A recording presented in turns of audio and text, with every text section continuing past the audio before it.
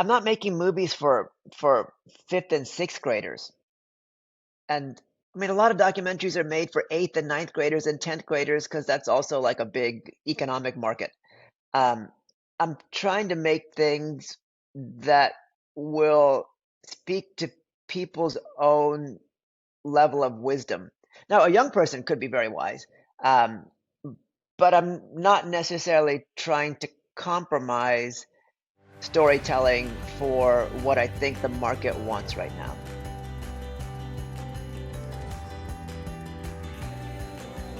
Welcome to this episode of People Are the Answer. I truly believe that people are the only answer to the world's many problems. I'm Jeffrey M. Zucker, a serial entrepreneur, here to learn how innovators are creating outsized, transformational social impact and to shine a light on all the good happening in a world often hyper-focused on the negative. Today's episode features my friend Sanjay Rawal, an extraordinary documentary filmmaker with tremendous spirit and passion. He's created incredibly impactful films, especially around agriculture, including James Beard Media Award winners Food Chains and Gather. Prior to becoming a filmmaker, Sanjay was deeply involved with international development and ran projects all over the world. Sanjay and I discuss his upbringing in Oakland as the son of two Indian immigrant professors, why college can be a waste, moving to New York City to be part of the community of spiritual teacher Sri Chinmoy, his journey as a filmmaker, the importance of movement, and much more. Here's Sanjay Rawal on People Are the Answer. Sanjay, thank you so much for joining me on People Are the Answer. Jeff, it is great to be here. Yeah, so excited to have you. And, I like to get off the bat with, a little bit of a tough question.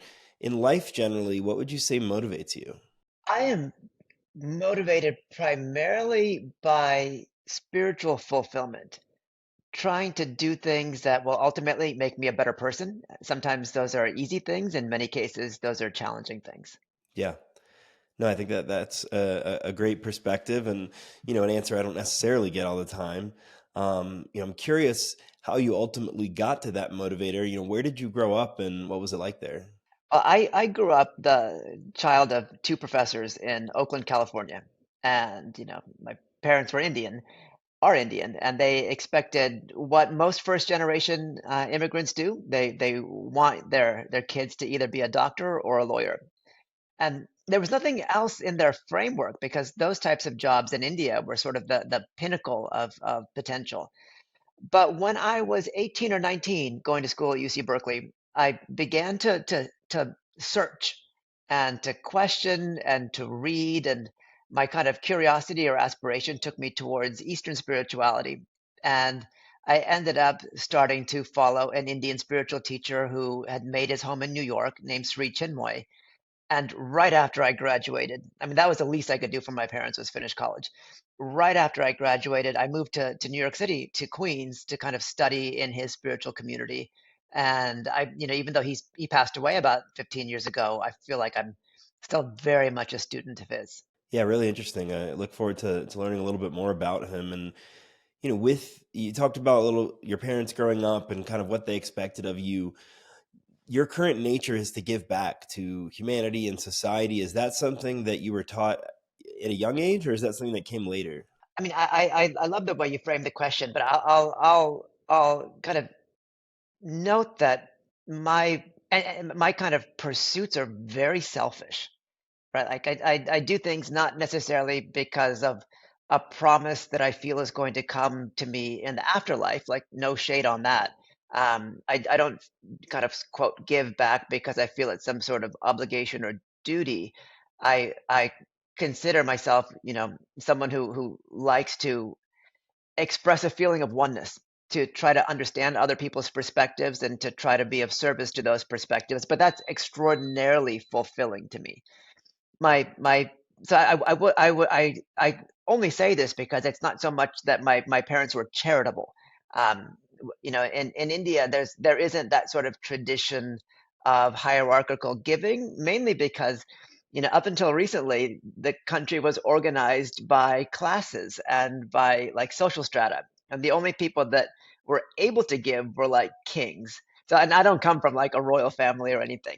So it's all to say that my parents really, encouraged me to learn about other cultures and learn about ways I could, you know, experience what other cultures experience. And so the professions that I kind of feel like I fall into right now, filmmaking, even philanthropy, grant making, sort of fall into the desire to learn about other people much more so than a kind of an altruistic motive. Understood. Yeah, I think that that's great though, that if the things that you want to do yourself happen to be things that create positive movement in others' lives, I think that's cool and valuable, and appreciate those details. And you mentioned, kind of the least you could do for your parents was graduating college.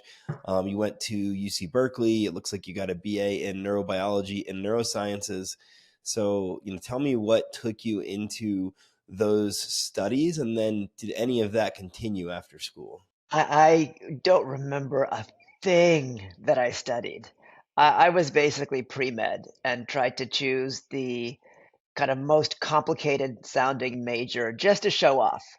And it's done very little for me in terms of my understanding of the world or understanding of what I wanted to do. As soon as I graduated, I was pretty much through with anything that, was based on science. Yeah. Got it. No, it's interesting to see, so many people, I think kids when they're going into college, they're so concerned with what they're choosing and how it's going to affect the rest of their lives. But I think the reality is you don't have to stick with that if it's not the right fit. And like I make documentaries primarily full time, and kind of a famous filmmaker who's also a very famous actor, Werner Herzog, kind of infamously answered this particular question that a filmmaking aspirant asked. Should I go to film school? What's your suggestion on that? And Herzog said you'd become a better filmmaker if you spent the next 2 years walking across the country. Hmm. Well, And that's true for so many things. It's like you get to know yourself, yeah. then you're able to find something that you truly want to do. And most likely, more than likely, if you truly want to do it, you're going to end up not being terrible at it. You need to be able to get some fulfillment inwardly and outwardly. And so I sort of feel like college, unless you're doing a very, very specific technical thing, whether it's engineering or whether it's something super hardcore and you need access to facilities, college is sort of a scam. It really is. My cousins hate me because I tell their kids like your grades don't matter. It's like nobody once, apart from my very first internship, ever cared what my GPA was and ever cared where I went to college. In fact, when I was applying to grad schools, even though I had a great GPA, people were judging me based on this idea of dedication. Like, how much lab work had I done? How much am I really proving myself? And they didn't care about my test scores, they didn't care about my grades. And that's sort of when I realized, like, oh my God, I've wasted so much time. Yeah, I mean it's an interesting take in terms of the college aspect. It's something, I went to college as well. I went to Boston University, and I think that there are certainly things you can get out of it, especially if you're in the mindset of making the most of the experience. But generally, I agree. Like, it's just how you spend your time in general. It's not, you don't necessarily have to go to school or otherwise. And in business myself, I've tended to learn things by doing them. And again, for better or worse, but it's certainly given me more of an education than any, paid endeavor or school could have given me over that time. And I had like a perfect GPA through 3 years and a near perfect GPA going into my senior year. And it wasn't because I was smarter than anybody else. I just knew how to work harder and I knew how to do well. And that was basically it. Well, knowing that, you mentioned moving to New York to follow a spiritual leader. Can you tell me more about that? What was your sort of, you graduated college, you checked that box for your parents, and then what? It was a big leap. And I honestly don't know how 19-year-old Sanjay sort of made this choice. Um, at the end of my sophomore year, I'd begun to meditate. I'd begun to really explore identity in a sense. And, Eastern identity, Indian identity is sort of like, in all the best ways, like a bottomless pit or like a massive mountain to climb. You start with where your parents come from, but then when you really delve into the traditions of what makes you a child of the subcontinent, it narrows down to a very deep and long monastic tradition. and one that stretched back, you know, 25,000 years. Like some of the oldest religious texts, if not the oldest religious texts in the world, that are still, extant today, come from India, and those stretch back more than 25,000 years. So as I kind of tried to explore who I was, where I came from, I realized that like my Indianness would come from an understanding of the spirituality, and that required sacrifice. So again, I don't know how I did this. I mean, I should put the caveat that I'm still doing this today. Yeah. Like the kind of highest or most discipline-oriented paths, they forbid smoking. It wasn't a big deal. I was running track, so I wasn't smoking a lot. Forbade drinking, which for me in those days was like a once a week activity, so like whatever. But it also forbade sex. It required full celibacy to try to leapfrog the idea of developing a human connection to one where your connection, the love you felt, was much more universal. And so that was the stipulation for following this particular path. And I told myself I'd do it for a couple of months and see how I felt. And after 4 or 5 months, I was more clear headed, more inwardly satisfied than I'd ever been in my life.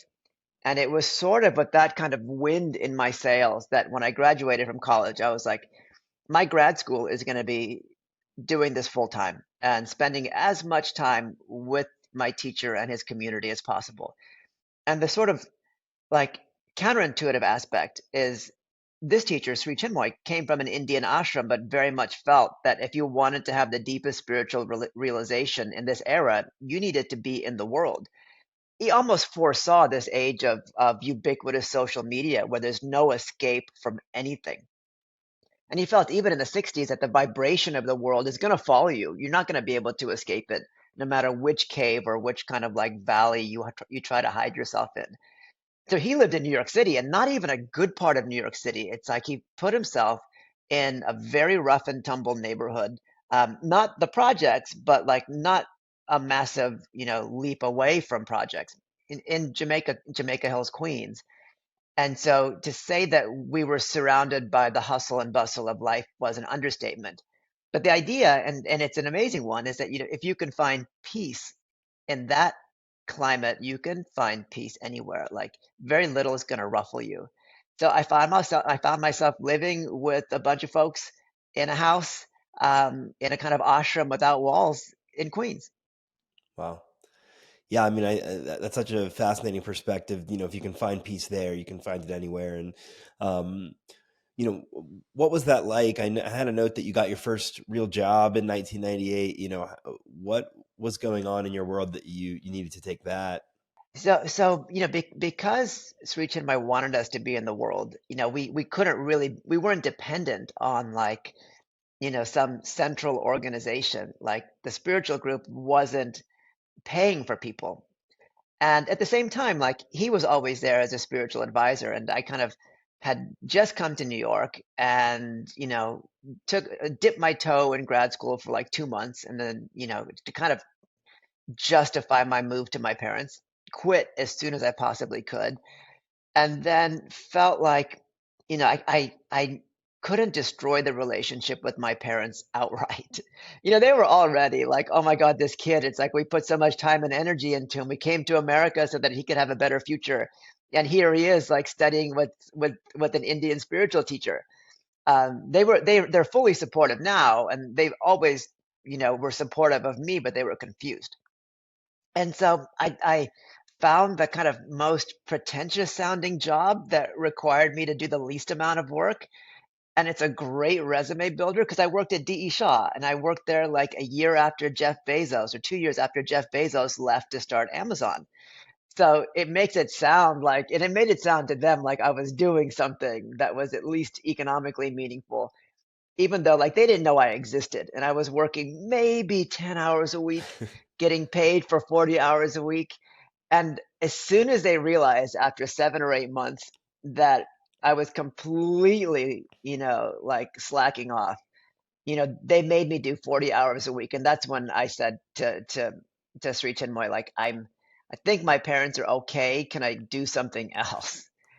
and I started working in a community health food store that the spiritual community was running. So it was a kind of gradual path of pleasing my parents and also kind of like, you know, finding a little bit of a way to support myself in New York. Yeah, okay.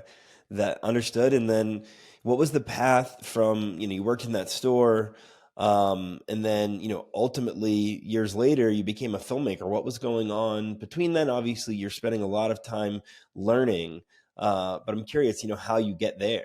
I mean, the most important thing I found in the spiritual life, and this is sort of antithetical to Western culture, and Western culture is everywhere. So it's not like an Indian thing versus a United States thing. The most important quality somebody can have is obedience. And we see that, right? If you're like studying, with a top flight physics professor, and that professor asks you to read a book or to do something in their lab, like you're gonna do it. You're not gonna question it. But when it comes to like spiritual pursuits, most of us in America think that like talking back is a good thing, questioning is a good thing. And it's not. If you're studying with somebody whom you feel knows a lot more than you, just listen. Yeah. So it was almost like the Mr. Miyagi scene of wax on, wax off. I never broke down like Ralph Macchio did and complained about it.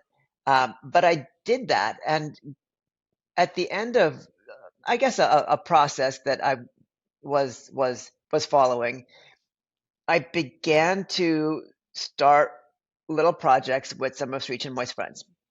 He would kind of push me towards humanitarian service projects. And I didn't even know that world existed. Like, I didn't know you could go to Nepal and you could like work on peace building projects. And I ended up doing projects for his friends like Desmond Tutu and Nelson Mandela's wife. And, all the while doing it to please my teacher, but sort of building this very good LinkedIn profile before LinkedIn was a thing. And after 7 or 8 years of doing that, and after he passed, in 2007. I was a little wayward, not discipline-wise, but in terms of what I was doing outwardly, and ended up working on a bunch of private equity projects, working for Blackstone-owned subsidiaries and running projects in China, working on projects in Cameroon that exploded fantastically, absolutely beautifully, just completely exploded, imploded, left me with a fat check and nothing to do. And I reflected. It's a long answer to your question. Reflected on all the things I'd seen, all the types of stories I'd heard, all the kind of skills I'd developed, my ability, which wasn't there when I was 19, to listen, and decided to make a movie. And it was a dumb movie. It was a movie about my friends and I surfing in the winter in New York City, and it didn't suck. Like, we submitted it to the local New York Surf Film Festival, which I thought was like the pinnacle of achievement. It got in, and then it started getting picked up by totally random festivals all around the world. And I was like, I still have nothing to do. I'm not going to be able to ever get a better private equity job than the one I had. Um, so let me just do this for a little while longer. And it's been 15 years. That's great. So it must have been enjoyable and fulfilling. And you mentioned, making a movie with your friends surfing in New York. That sounds fun. And myself having recently made a feature film with my friends, it's the most fun I've ever had. It's the hardest I've ever worked, but it was the easiest work to do. A fantastic film, nonetheless, Oh, for thank you. those listening who haven't watched it. For God's sakes, go and watch it. The late game. Yeah, thank you. I mean, it was great. It was super fun. So that first film, that's called Ocean Monk. Ocean Monk, yeah. And then that was. I mean, it took me 9 months to edit an 18-minute film that my friends didn't think was absolutely horrible. And I quickly jumped into a second film about Sri Chinmoy's athletics and his like spiritual kind of take on athleticism, which got into Tribeca in 2011 and really gave me the confidence to start making feature-length documentaries. That's incredible. And what was your first feature length documentary? So it goes back to my childhood. Like my dad was an agricultural scientist and a geneticist and worked in the tomato industry in California for Del Monte and some of the kind of bigger companies of the 80s and 90s. And so I spent a lot of time in tomato fields. And by the late aughts, my dad had a genetics company, and I sort of moonlighted as an employee and would attend like East Coast conferences for him. And I was in Naples, Florida, attending a tomato seed conference, and he'd coincidentally sent me this book called Tomato Land about the prevalence of modern day slavery and human trafficking within the Florida agricultural sector. I mean, it was a lot more interesting than that description. I mean, it was kind of like a real page turner, written by a guy named Barry Estabrook, who used to work for Gourmet and Food and Wine and those types of places. And when I was reading it, I realized that I was 40 miles away from where those abuses were taking place in Central Florida, in Immokalee, Florida. And at the same time, like in '07, '08, '09, I was working in China and in Cameroon on agricultural projects and, you know, seeing and trying to mitigate the rampant abuse of the kind of poorest farmers and farm workers in those supply chains. And this book, Tomatoland, kind of exposed these problems clearly tied to the legacy of slavery in the US that I thought were eradicated with the 13th Amendment. And then you realize like that system hasn't changed. I mean, it's changed now. But that formed the kind of nucleus of my first film, Food Chains, about a group of tomato workers in that town in Immokalee, Florida, that used a very complicated, nuanced analysis of the supply chain to be able to go to the very top, the people that were buying the tomatoes that farm workers were kind of robotically picking, the Walmarts, the McDonald's of the world, and getting them to buy only from farms that had zero human rights abuses.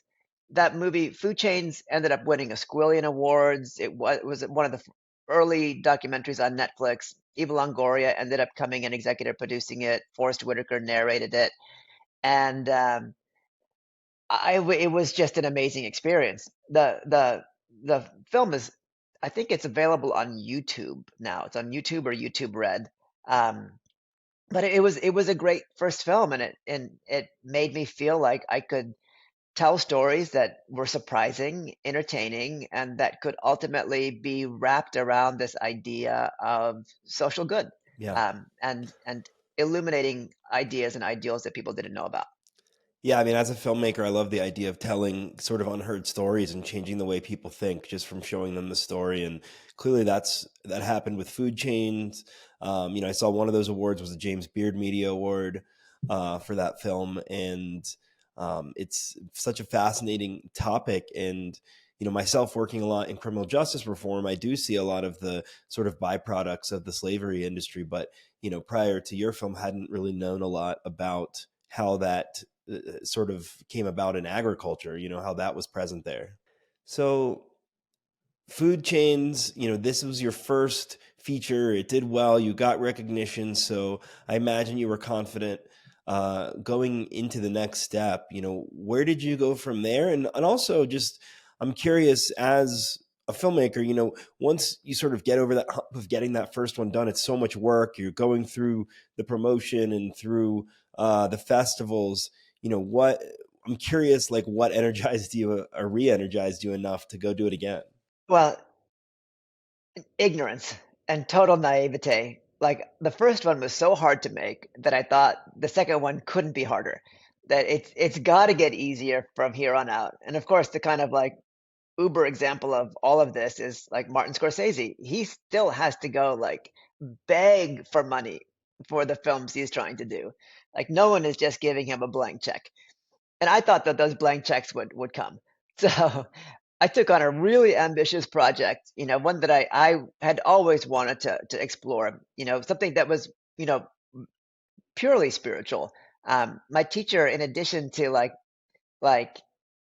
advocating, the purest, the kind of most disciplined levels of spirituality, the prayer, the meditation, he was also a very firm believer in the importance of strengthening the body and of really pushing the body past its limits. So, one of the ways that that manifested was through ultra distance running. He had a little marathon team in New York that from the 80s was sponsoring longer and longer and longer distances that culminated with a 3,100-mile race that takes place all around a half-mile loop in Queens, New York. When you get to those types of distances, like if you're running across the country, like the logistics are so hard and so daunting that most people, when they run those distances, they sort of appreciate being on a closed loop. But this requires people to do 60 miles a day at least for 52 days around essentially a high school in urban New York City. Um, so it seems bonkers, but bonkers ideas are the ones that make movies. And so to try to tell the story of why 15 people from around the world come to try to do this sort of like transcendent, incredibly difficult activity, I really wanted to go back into like the history of humanity. We spent time in the Kalahari Desert with some of the oldest existing tribal cultures that run and hunt, and we just spent time with Navajo runners, with these Japanese monks, to really show that running was one of the first religions of human beings, and it was a way that we connected to ourselves. We humbled ourselves, we pushed ourselves, and we got to learn about ourselves. Yeah, wow. Yeah, I don't know a ton about running in general. It's not something I personally do a lot of, but I can certainly imagine, how it is a form of sort of religion for so many people, even people I know in my everyday life, but only to imagine people who, are fully surrounded by it at most times. Well, the interesting aspect, just from a biology viewpoint, is that go back 100,000 years when we had very rudimentary tools and a minimal set of weapons. And we are trying to capture animals that are 2, 3,000, 4,000 pounds that can run 50, 60 miles an hour, maybe. The only advantage that human beings have over those animals is our ability to carry water. No other animal can like carry bags of water, in those days, skins or bladders of water. And so the tactic was an extreme knowledge of the land and pushing prey far away from watering holes, surrounding them, scaring them, chasing them in a direction, spending 2 or 3 hours following and tracking them. And after 2 or 3 days, those animals end up getting dehydrated. And then you can get close enough to like a 3,000-pound elk and kill it, and then skin it, and then walk like 60 miles back home. And you had enough meat for a month for your village, but that was the way that human beings, hunters and gatherers, would survive. And we have a tremendous capacity for endurance, and that was really built into the idea of the hunt. But that was the prime human collective activity for thousands of years. Yeah, interesting, and it's interesting to see how, the fact we could carry water. I think our brains, helped those individuals find what they needed to, and um, what did you take away from learning about that and from that experience? You know, the experience I took away was that making movies is really hard. Yeah, So, it is. the movie was well received. It opened in theaters, but it's like I didn't have the same sort of success as I did with Food Chains. Like Food Chains was on the Colbert Report, it was on Seth Meyers, it was on every single late night show. And this film that I thought was better and more spiritual and more appropriate and more kind of like mass market didn't do as well. So it caused me to kind of like reframe my entire approach to art. Um, and I had to try to find like happiness just in this creation and learn how to measure success completely differently. Yeah, yeah, no, that's interesting. It's, I imagine measuring less with outward things. I've definitely talked to filmmakers who have done a project that's done well and done something they think is significantly better and just doesn't resonate for whatever reason, and that can be very frustrating. So, what was sort of your how did you change your measurements of your personal success from there? I was trying to think about, you know, the idea of spiritual satisfaction rather than the sort of outer metrics of success. And imagine 5,000 years ago, some poet anywhere, in some monastery anywhere, writing just a beautiful poem to God.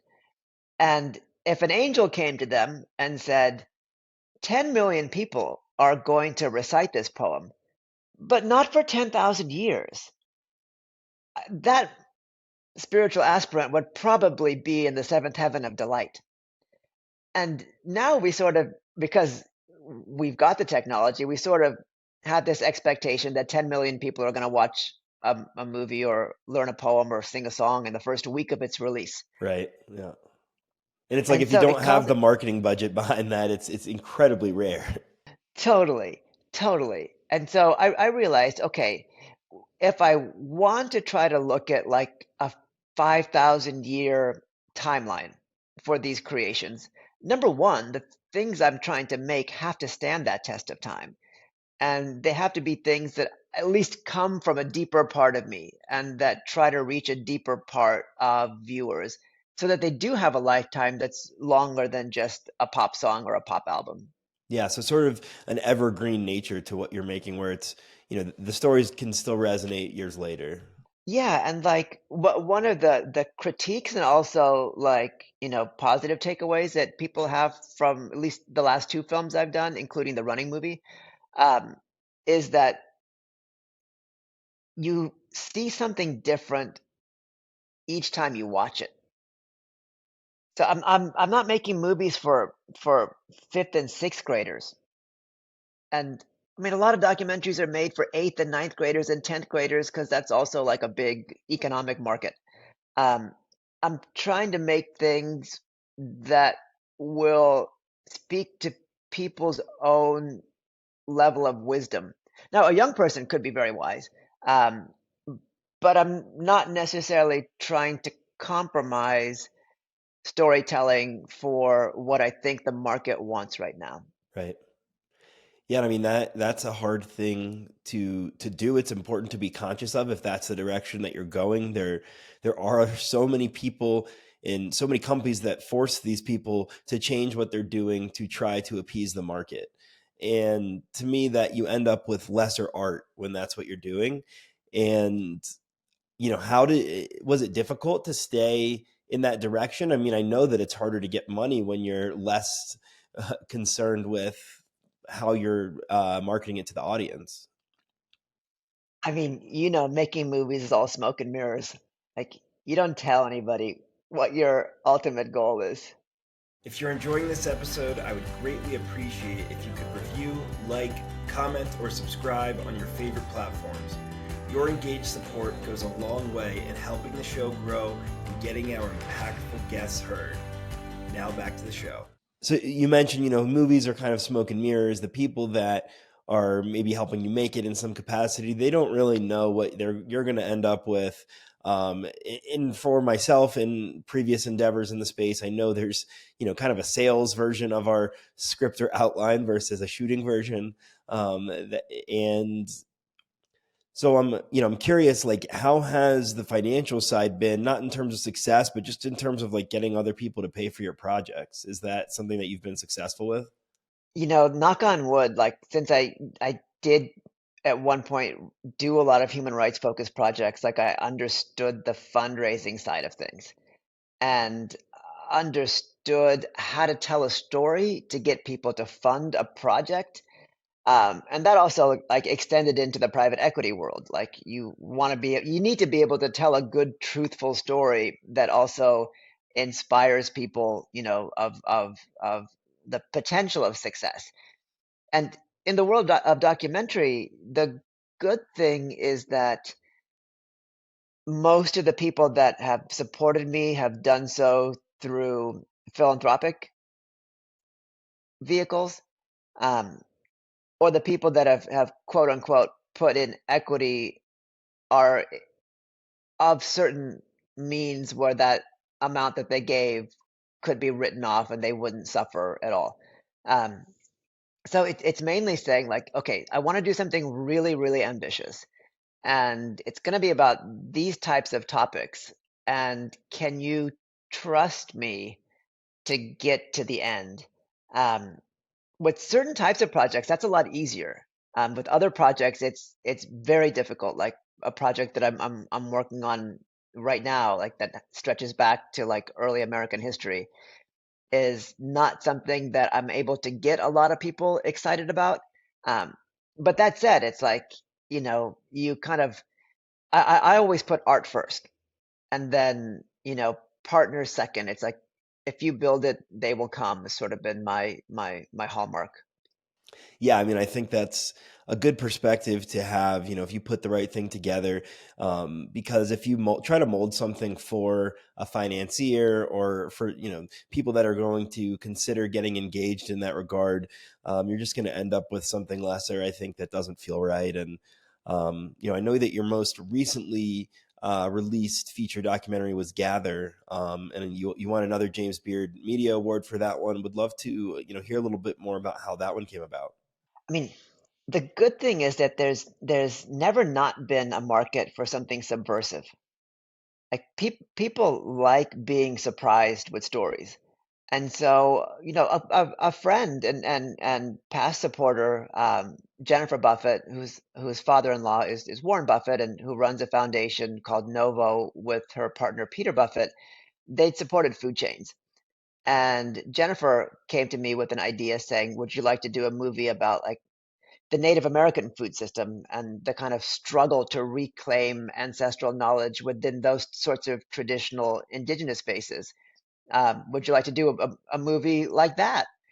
And it's a topic that to me is the obverse and the reverse of the same coin.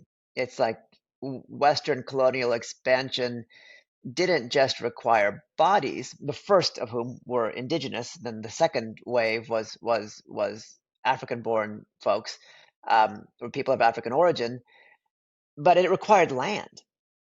And the people that were pushed from that land or still deal with those same sorts of issues are still within the borders of the United States. Um, and so it was a very, very broad topic, and I got a lot of freedom. She helped tremendously, and then Wendy Schmidt, the partner of Eric Schmidt, who was the chairman of Alphabet and Google for a number of years, who'd also helped fund food chains, was very interested in the topic. So between the two of them, we pretty much financed the entire film, um, which took a couple of years of production to really get the access and get the stories we needed. But luckily, it came out 6 months after the beginning of the pandemic, where everybody had already like watched everything possible that was out already on streaming platforms. So a lot of people watched that movie, which was great. Awesome. And what's sort of, the log line? How would you tell a listener right now that's thinking of going and pulling it up?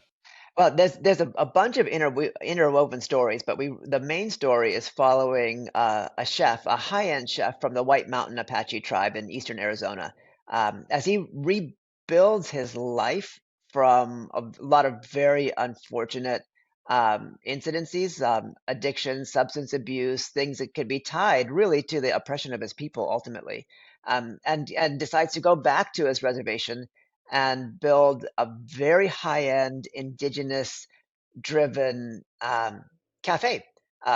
Very affordable, but very high concept, but using foods that his people used and thrived on for thousands of years before contact, before the Spanish and then the British and Americans came.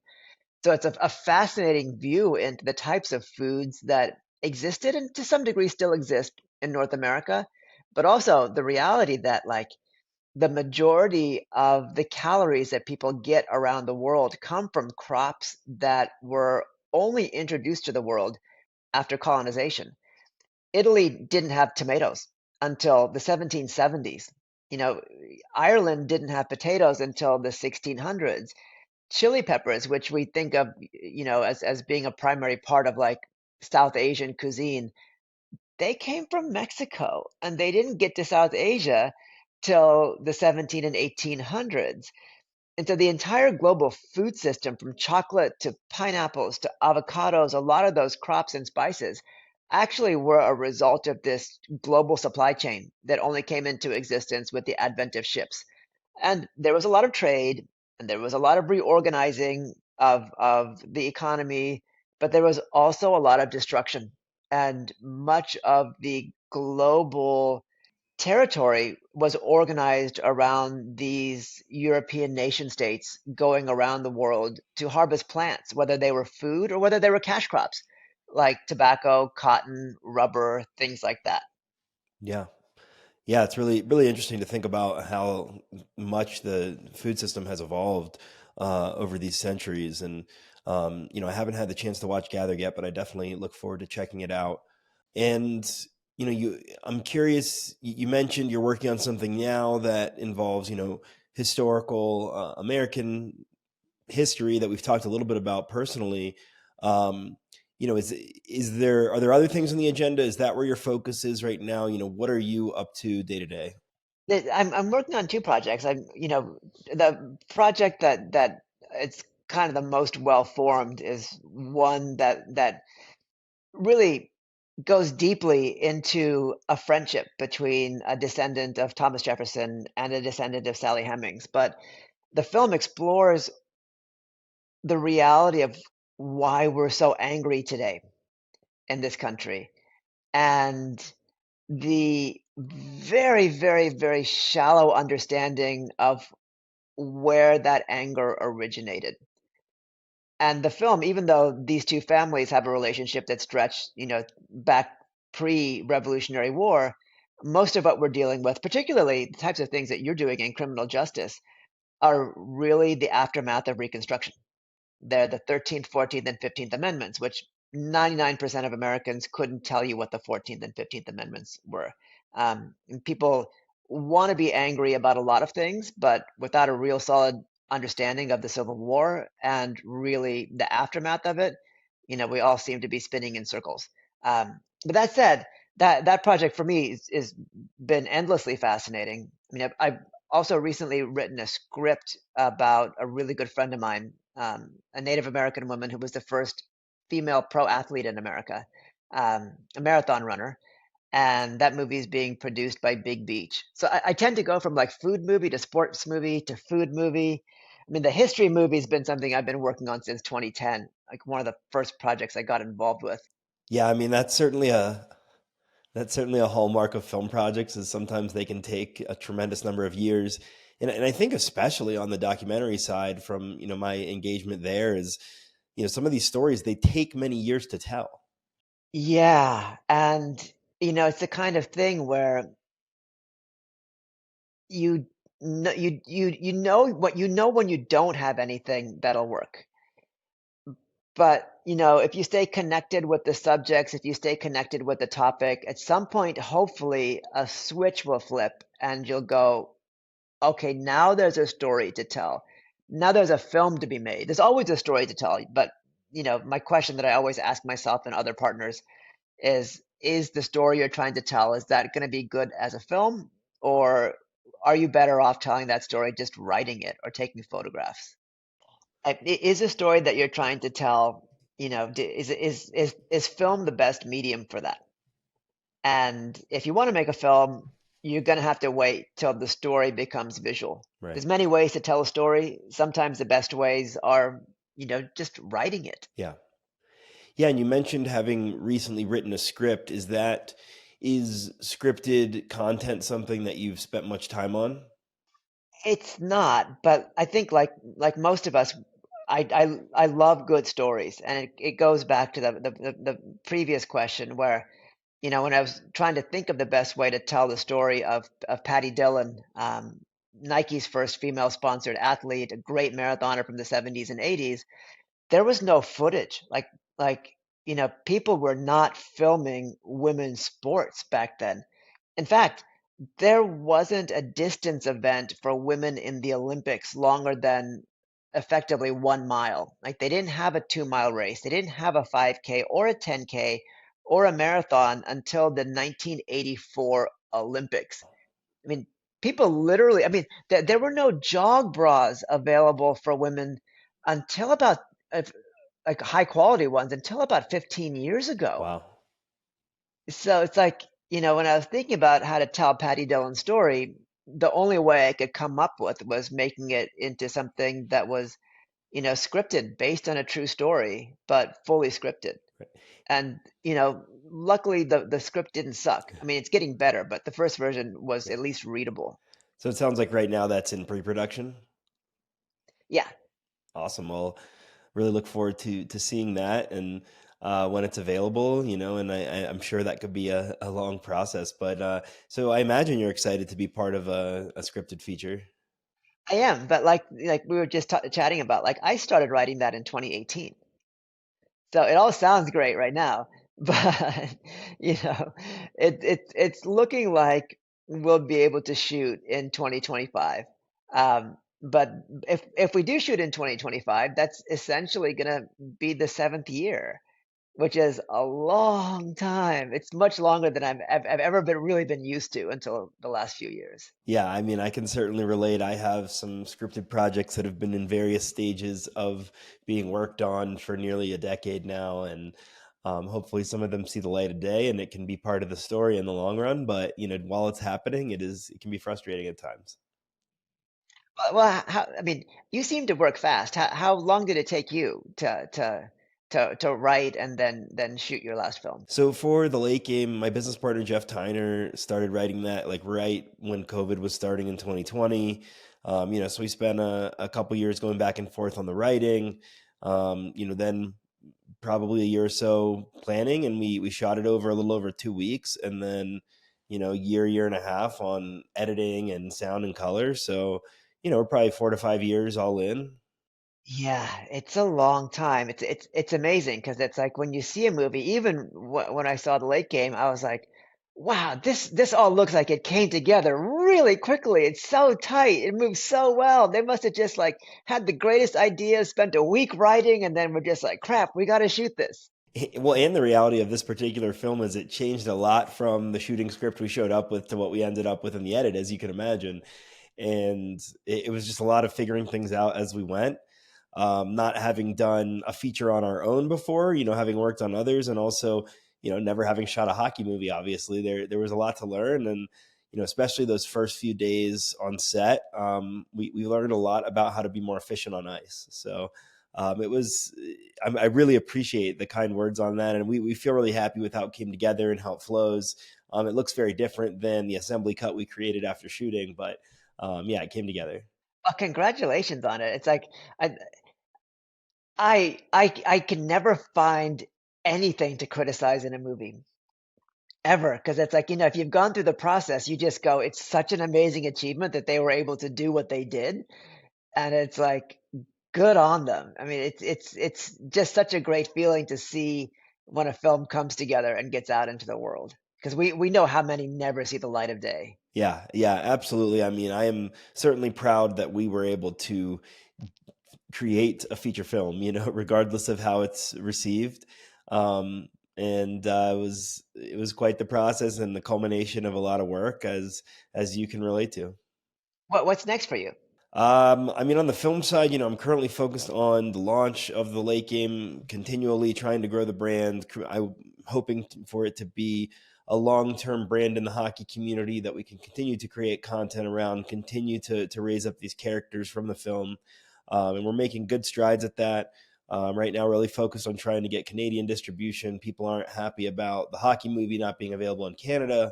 Working on it, and have a lot of irons in the fire on the film front, but also in a variety of businesses. I'd like to make more films, especially with this group. We liked making sort of a film for a specific niche that can rally around it, and so assuming we're able to have some kind of success with this one, hopefully we can do something like that again. I'm totally with you. Like my running film was very much targeted to the niche ultra distance running community. And the only sort of dissatisfaction that I had was I was hoping that, if that community got behind it, it would spread. And that community got behind it really, really powerfully, but it didn't spread. So That said, like I've run marathons when you start chatting with people and folks are like, "I saw your movie last night." That's awesome. So like there's a lot of satisfaction just in those little bits of affirmation. Yeah, I mean, if you, the audience that you made it for feels good about it, like that certainly has gone a long way for us. You know, most people that play hockey that have watched our film have said it's very relatable. We've got some great quotes around that, so that's incredibly rewarding, and I'm really glad to hear the same from your running film. So, you know, we've talked a lot about your films. You've got a lot in the works. I also saw you do some volunteering as a board member with Maleka and Wings of America. Would love to hear a little bit more about those organizations. So I I do a lot of kind of grant making work, and very often, despite my best efforts not to get roped in, I do get roped in. So I'm the chairman of the board of a Native American running organization called Wings of America, and they were instrumental in helping me make my running movie. And they basically do physical fitness, health, wellness camps throughout Native American territory, throughout Indian country. We also support pro Native American long distance runners trying to start an Olympic development program.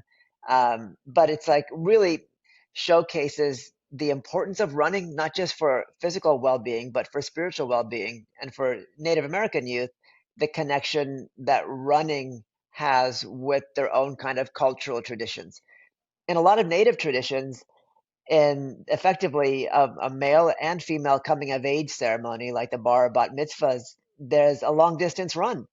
And it's interesting because as part of like my own Hindu coming of age ceremony at 13, there was also a similar run where you kind of run with elders or have elders kind of chasing you down, etc.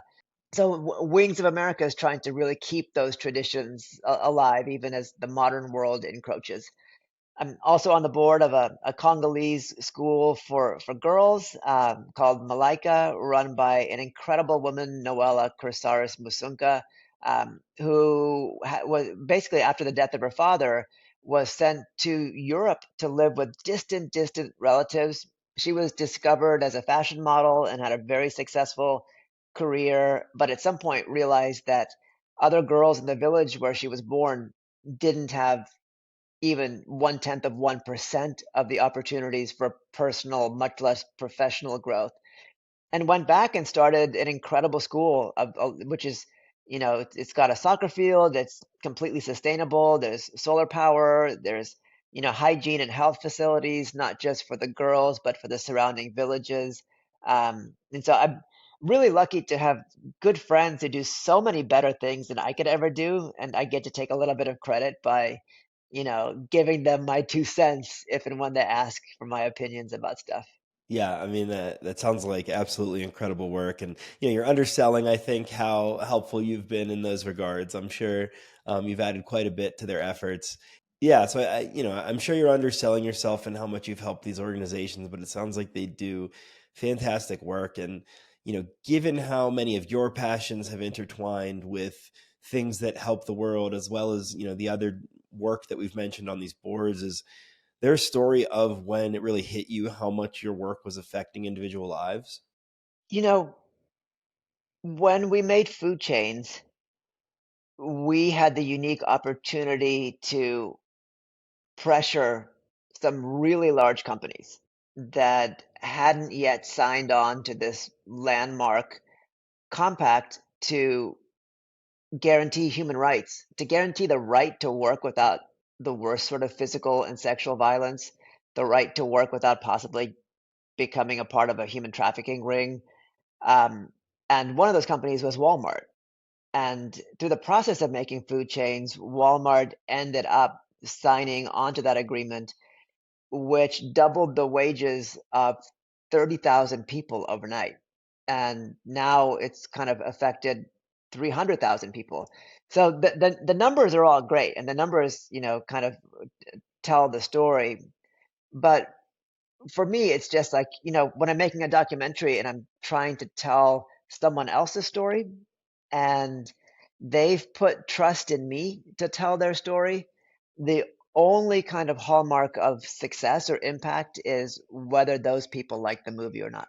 So if those people like the movie, I feel a movie's going to be impactful.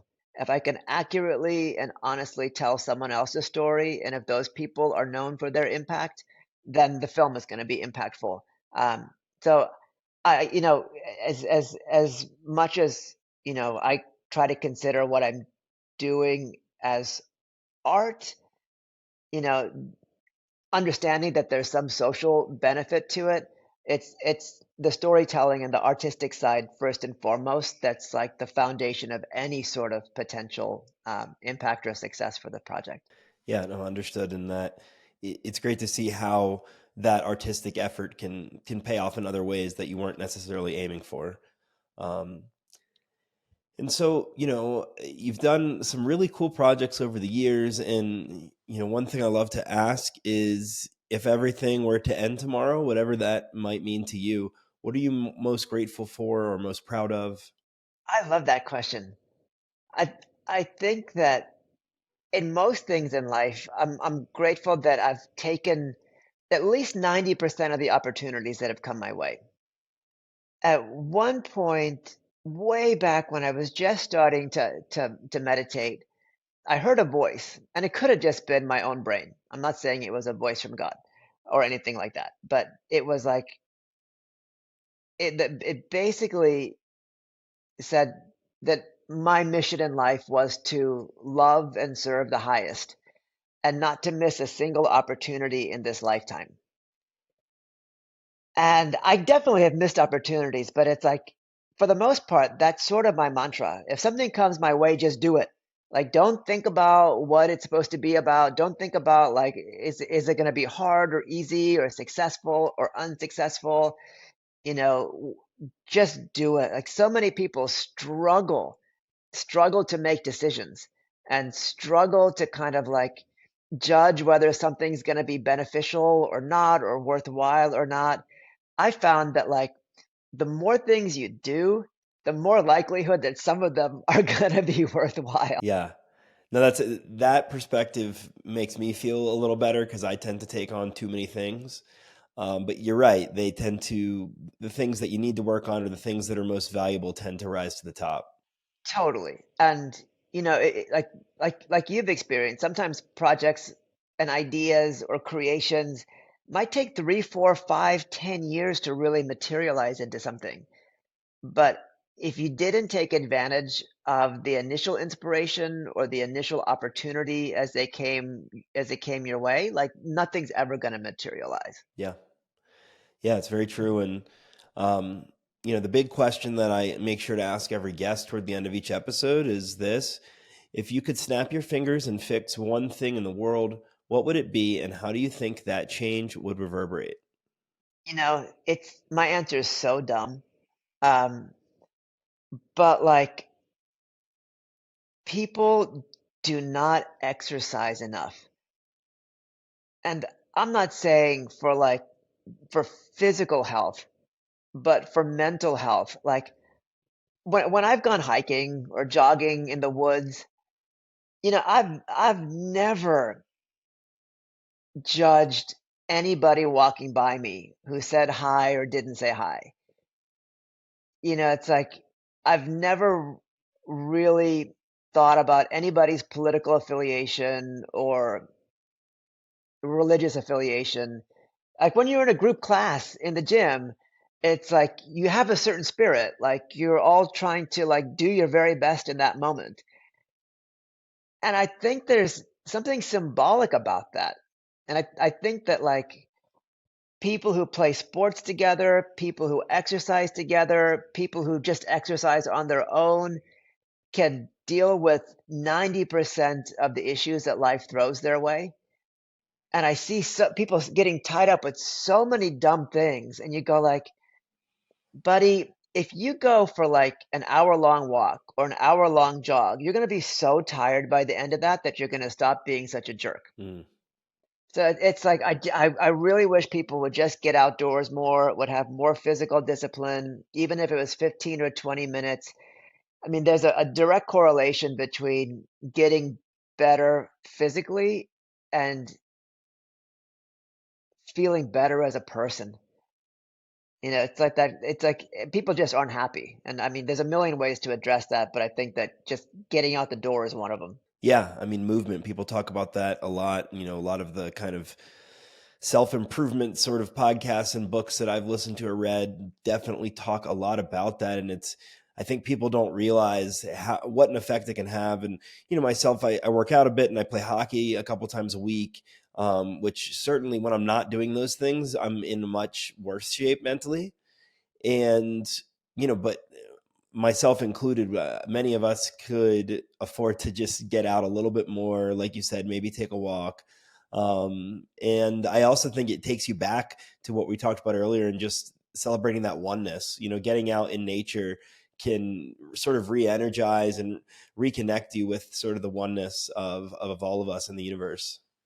Totally. And sports, like I mean, it's like that's why I love the late game because it's like, you can be in a really spontaneous, really kind of childlike state and in a state of just joy and satisfaction and effort, where the effort itself and the exertion itself is fun. And like that sort of state of mind, I think people get far too little of. Yeah, absolutely. I mean, I can't overstate how much I get both mentally and physically out of just getting to play hockey at least a couple times a week. Especially when it's with a team, who I feel responsible to and accountable to in terms of my effort and trying my best. So it's a cool answer. I definitely haven't gotten an answer like that yet to this question. I think it's the easiest and simplest, maybe not the easiest to achieve, but I mean, it would solve so many problems. So, in terms of how this would reverberate, let's say everybody did get significantly more exercise, time in nature. How do you think that would change the collective? I think about this a lot. Like, number one, if you want to look at things from like a really like practical or even like sociological standpoint, number one, if you get to know your environment, whether it's your neighborhood or whether it's a forest, you become a better steward. You see the things that are changing for the better or for the worse, and you have a real desire or a real kind of heightened sense of responsibility for what you see. I mean, so many of the problems that exist in the world exist because they're out of sight, out of mind. If you spend time in your local environment, things are not so out of sight, out of mind. At the same time, it's like the crux of everything, right? Is, we don't have a happy society if people aren't happy. People aren't happy if they're not in spaces where they can be happy. Most people do not have happy lives at home. They don't have happy lives within their relationships. They don't have ways to diffuse situations. They don't have ways to release the toxicity in their own mind. But so much of that can be mitigated by just breathing hard, movement, blood flow, taking your mind off problems, exerting yourself, whether it's at a gym course or on the track, etc. And you tend to burn a lot of that kind of nervous anger. If you have less anger, you know, you'll deal with life's problems better. And so it's really just saying like, what's the simplest way for people to become instantly happy?